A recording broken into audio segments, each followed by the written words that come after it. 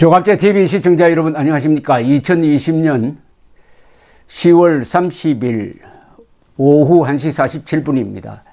홍준표 의원이 어제 있었던 이명박 전 대통령에 대한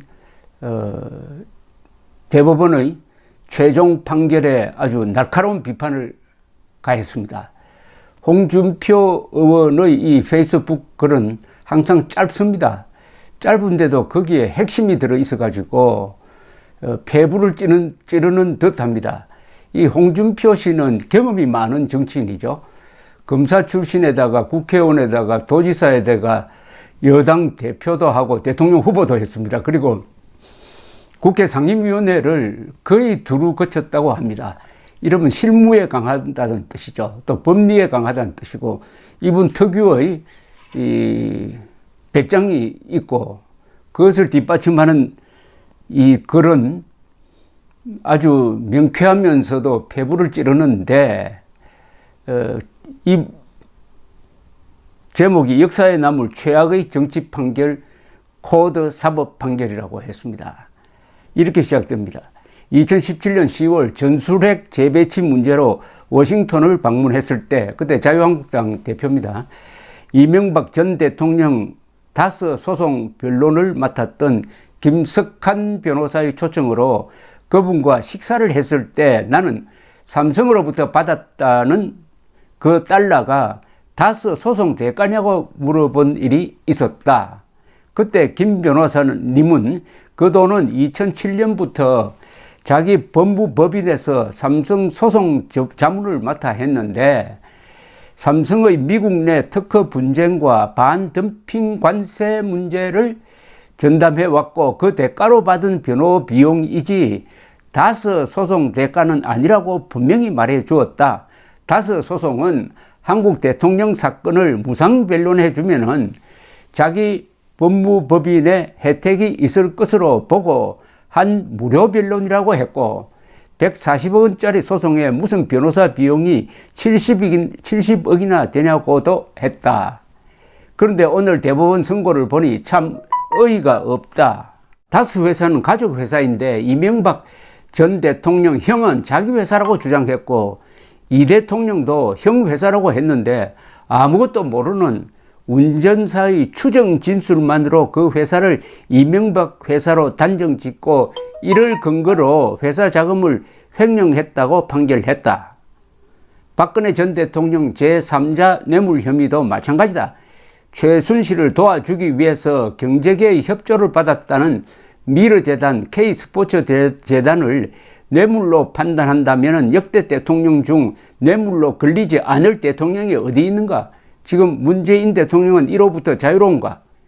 역사에 남을 최악의 정치 판결 코드 사법 판결을 보면서 문 정권의 주구가 되어 이런 억지 기소를 한 사람을 야권 대선 후보 운운하는 것도 희대의 코미디일 뿐만 아니라 문 정권에 동조하여 이런 정치 판결 코드 판결에 대해 이를 사과 운운하는 것도 야당의 태도가 아니다.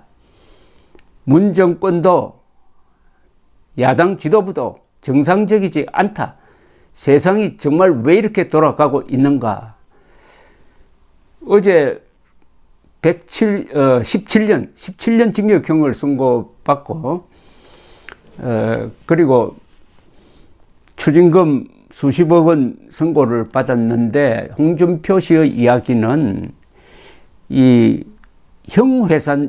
다스란 회사가 형의 회사인데 이걸 무리하게 이명박 전 대통령의 회사로 규정하고 거기서 회사 돈을 횡령했다라고 하는 것, 이게 무리고, 다스 관련 소송을 삼성이 그 소송비를 대납해 주었다고 이렇게 엮은 것도 그 변호사 말을 들어보니까 아니더라. 그 변호사는 처음부터 이 다스 소송은 무료로 해주기로 했었다.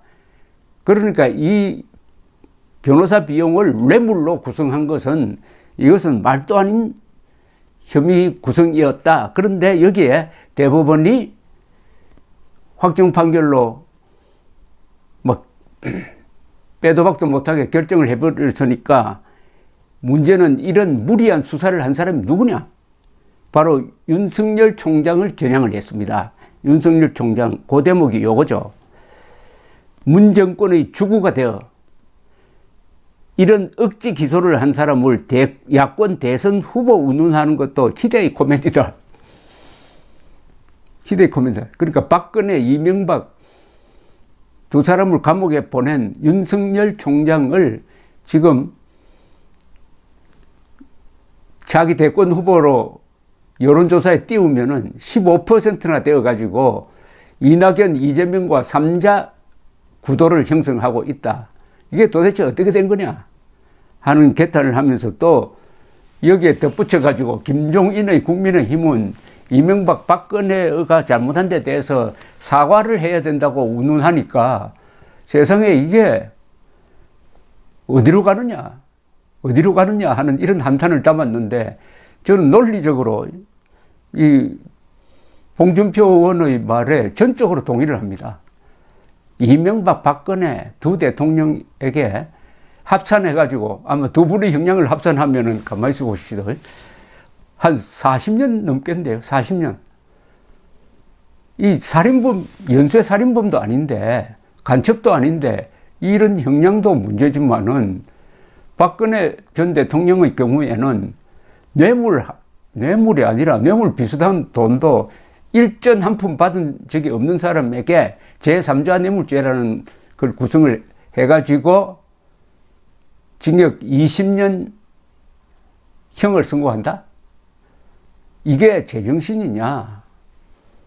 뭐 여러 가지 함축성 있는 지적을 많이 했는데 거기에 문재인 대통령도 과연 자유로우냐 하고 들이대었습니다. 문재인 대통령도 박근혜, 이명박 두 사람에게 적용되었던 대로 문재인 대통령의 잣대를 들이댔을 때 과연 자유로울 수 있느냐? 자유로울 수 있을까요?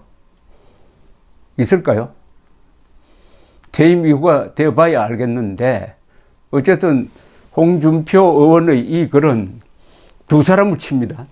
한 칼로 두 사람을 치는데, 한 사람은 윤석열, 한 사람은 문재인, 또 한 사람은 김종인, 이 세 사람을 치는 아주 재미있는 글입니다.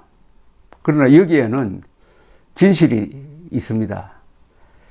이른바 적폐 수사를 통해서 얼마나 많은 무리가 있었느냐. 그 적폐 수사를 지휘했던 사람이 윤석열 검찰총장이 아니냐. 그런데 이거 윤석열 총장은 지금 상당수 우파 인사들에 의해서 법치 수호자로 되어 있다. 그리고 자기 대권 후보로 15%까지 가고 홍준표 대표는 그 3분의 1밖에 안 돼요.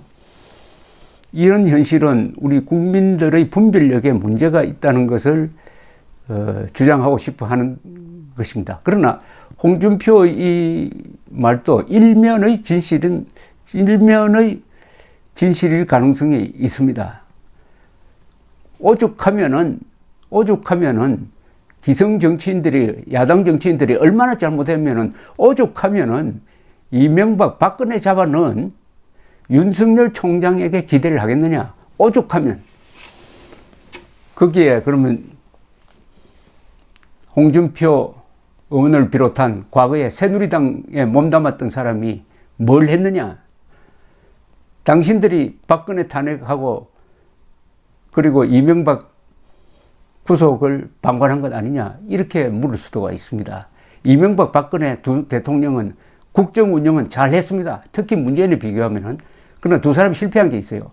정치에 실패했습니다. 권력을 쟁취하고 권력을 유지하는 것이 정치의 본질인데 거기에 실수를 했습니다. 또 두 사람이 분열을 했습니다. 그래서 주적인 김정은 그리고 그 추종 세력과 싸우는데 힘을 모으지 못했습니다. 그래야 두 사람이 감옥에 있다는 점도 우리가 이 기회에 짚고 넘어가야 할 부분입니다. 감사합니다.